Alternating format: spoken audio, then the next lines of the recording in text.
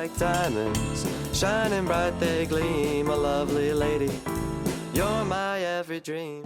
Hello and welcome back to my YouTube channel. I don't watch reality TV. I've only watched 2 seasons of reality TV like on purpose. It was Love Island season 6 and Love Island season 7 US. As someone who doesn't watch it, I do have like a couple of things that I really don't understand and a lot of concerns and questions in regards to reality TV in general.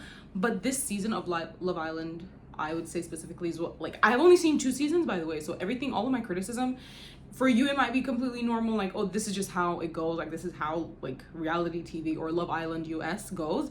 Maybe that's the case and that's totally fine, but for me, I'm new to this, so I need someone to explain to me why and how this makes any sense. So I watched season 6 of Love Island, and I watched it like a year after it came out. Survived a year of the edits, and then at some point I was like, let me see what's about. I'm not really a reality TV girl. I'm actually a book girl.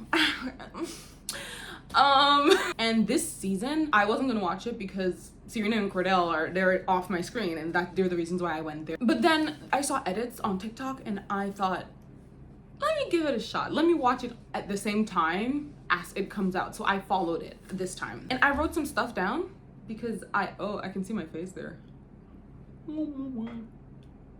Anyway, wrote some stuff down because I was actually asking myself questions. We often hear, like, even from the producers or from whoever, it's always like, oh, don't treat the contestants like characters. But it's very hard not to treat them like characters when the show treats them like characters. When you edit a conversation in a way that never happened, or you edit a situation to look like what didn't happen, you are creating a movie. It's not reality. You're creating your own narrative, and that's automatically a movie. And if you're gonna make a movie, you can't expect people not to like or dislike characters, but then the people don't have the cushion or the like shield of, oh, I was just acting. It's like, oh, this is how you are, but this is not how I am. It was edited to look like this. And if we all know how heavily edited it is, why do people act like it's not? That to me is crazy. Producers treat them like Sims and expect the people not to also do that. Do you know what I mean? Like, you put challenges here, you do this. It feels like you're just putting obstacles in these little ants' lives. Let's see how they react if we put this here. Let's see how they react if they put that here. And I know people are gonna say, oh, they didn't have to go on the show, it wasn't compulsory. And I don't like that narrative, because it's the same way people say, oh, but why are you posting on the internet if you don't want criticism? We can't use that as an excuse as to why people should be treated like shit, is because they knew what they were signing up for. No, don't be dumb. Like, just don't treat people like shit. If they knew what they were signing up for, then it's okay that they're treating them like shit. Like, do you know what I mean? That's not an excuse. Like, I wrote here, like, you can't create a reality and then be shocked that the audience also would then forget that they're human. I don't know what to believe. Like, I know it's a thing of, oh, she said this, but did she? Did she though? The whole day is 24 hours. We only get to see 1 hour, and that hour is heavily edited. And you believe a word you're seeing? Oh my goodness. And also, there's a thing where people can vote. I vote for my favorite couple so they can stay in the villa, or I'd vote for my favorite person, my favorite people, stuff like that. You can vote for the people you like or dislike. No, vote for people you like, and whoever gets the least amount of likes is like kicked off the villa. This season, they chose to do a thing where everyone watching in the US can vote for the couple, for 2 people they want to be together. So let's say I'm here with someone, but my couple is someone else. If the general public believes that I would be better with this person, they get to vote us together. And you want people to not treat them like characters. Honestly, you're treating them worse than characters, because at least for characters, there's a set story. Regardless of the audience, there's a set story. But you're gonna let the audience tell the story? You're gonna let the audience like treat them like Sims. Like, okay, go here. Let's see what they do when let's see how A person reacts when we put B composition. You know what I mean? That's completely insane to me. And then you're gonna be like, don't bully them. You're giving the people too much power and too much control. This is a recipe for disaster. I don't think anyone should get a say. We only see 1 heavily edited hour out of 24 hours, and you're gonna let us be the one to pick who should be with who? I think that's insane.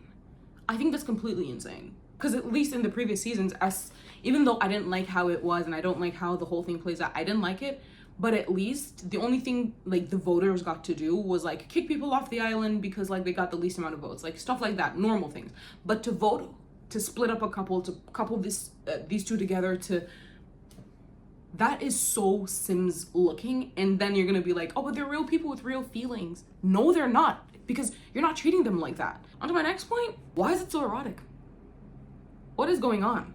And I know I'm gonna get a little more serious while I'm talking about this, because some of the things I like noticed were like actually pretty unhealthy, I would say. Why is it so erotic so early? In uni, I took a course one time and we were discussing how we get desensitized over time, which is like the whole joke about, I feel like a Victorian man seeing ankles for the first time, that joke. We're here to find love, and I understand it's like showbiz, like, oh my goodness, a sex self. Over time, when we make what is mainstream super erotic, what is then no longer mainstream, that's like porn and stuff, they have to go even more hardcore.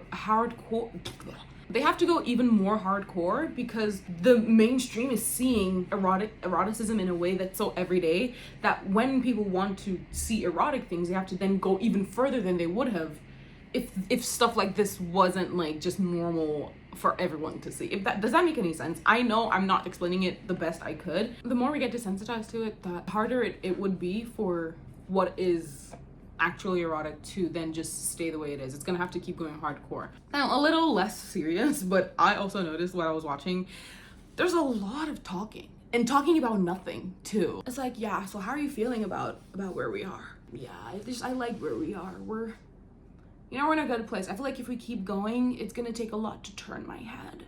I heard that conversation a million times in one episode, and they're like 30 episodes. I watch K-dramas, so I'm used to slow, but this is slow. And it's slow in a way that doesn't make any sense because of the amount of eroticism, and then there's so little actual substance. And I do think that I mean, again, I haven't watched other seasons, but I do think that's why season 6 did so well, was because even with all the eroticism, there was still like some fun, like, they felt human, I would say. They felt very human. This season, at least compared to the one I've seen, it was a little more clanky. And I think it's because of the amount of influence they allowed the people have on the show. And also the tone that was set from the beginning was a little off, but that's besides the point. Yeah, so much yapping, so little substance, and it's a little boring. It was quite boring for me. Like, yes, some of the challenges were fun. Like this season, the baby challenges, that was actually genuinely hilarious. I thought that was really good, a really good touch. Also a really nice like change of pace with how the season went. I'm speaking like I've watched a million, but you know what I mean. I feel like the fun challenges for me were the ones that weren't erotic, because if you're gonna have an erotic challenge, okay, but they had to make it like disgusting. The ketchup thing, I don't know if they did it this season. If they did, I completely skipped it. I can't remember, to be fair, but last season I remember they did it, and I was new to Love Island. Again, that was my first reality TV anything, so I didn't know what was coming until it happened. I skipped it still, but I saw at least 2 seconds, and that was 2 seconds too many. Like, it's a weird mix of like what Nickelodeon thought was funny in 2012 plus eroticism. That is not a combination I want to see on my screen. No, thank you. And I was saying, I also wrote here that there are cute moments for sure. Like, there were moments that I replayed. Like this season, there was one scene, I'm not gonna go into it actually because it's niche for no reason, but I really like some of the cute moments. There were like banter, and like they would have fun sometimes, genuinely. I know it's a show about love and we're trying to show that people are falling in love, but I feel like whenever the contestants come out and they're talking about certain things and the fun times they had, I'm like, their camera's there 24/7. The least you could do is throw in a little extra fun. It would be a little easier on my stomach if there were more fun, normal moments. Maybe that's why I'm frustrated. I don't like unnecessary drama, and I also really don't like fabricated drama. Even in books that I read, if there's gonna be drama, let there be drama, but don't make it like, don't force the drama. But no, the producers have to make it dramatic, and like, then there'll be like sudden change in music, and like, but that's what I said. I'm like, it felt so corny to me. It felt so corny because I know that what she said wasn't even that deep.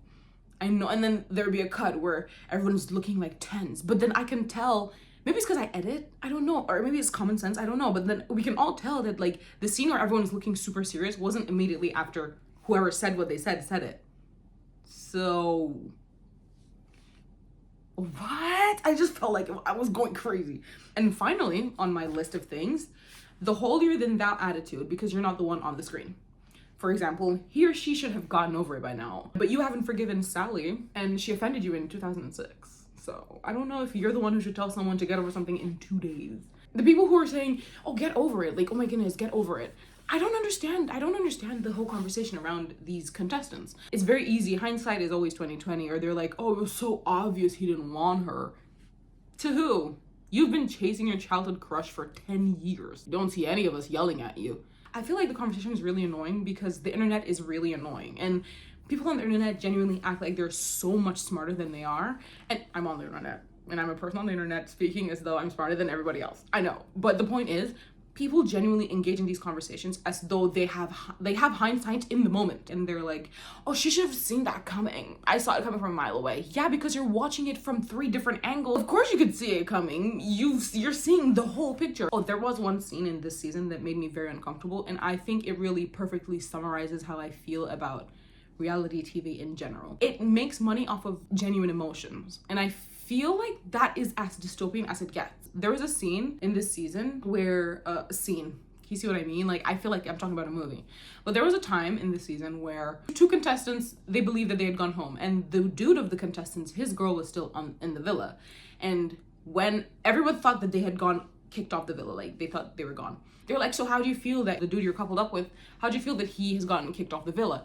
She starts talking about it. She's crying.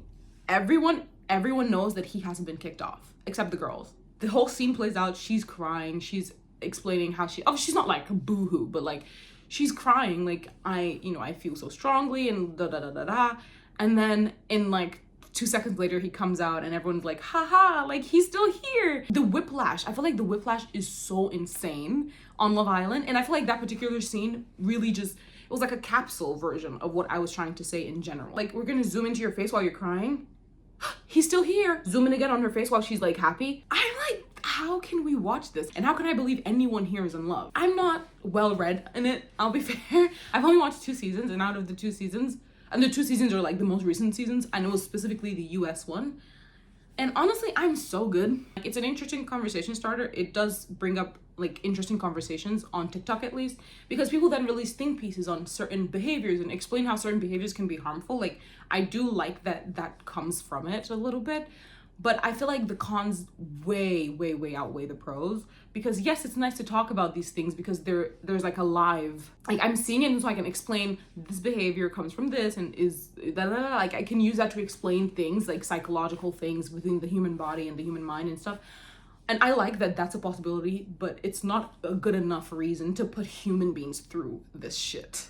Like, I think it's completely crazy. When people come out and they're like, oh, they're faking you for the money. I'm like, people, honestly, so if I go on the show, the least I could do is get $50,000. Like, the least I can do. The least you can do is give me the money. Like, you know what I mean? And especially in the way Love Island does it, the edited thing, I feel like that's what really gets me, because there are other reality TV shows that they're just cameras on 24/7 and you can just watch whenever. You watch them sleeping, you watch them waking up.